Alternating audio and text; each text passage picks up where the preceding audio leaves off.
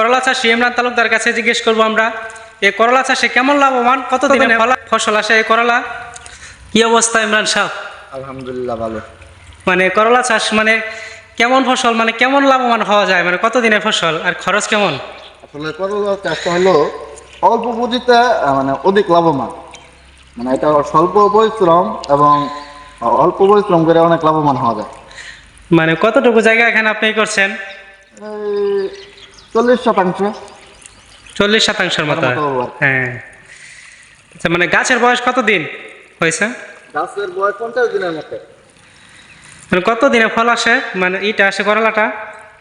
এই 60-70 দিন লাগে।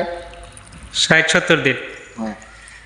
আর পরবর্তী প্ল্যান কি, মানে করলা তো যেহেতু মানে 2-3 তোলার পরে মনে হয় করলা হয়ে যায় আর কি।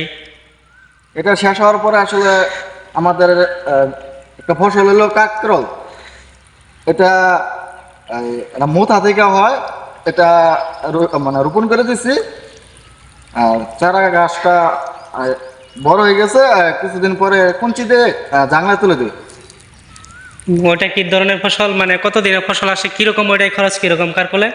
ওটা আরো মানে স্বল্প খরচ, ওটা লাভবান বেশি। আচ্ছা, ধন্যবাদ।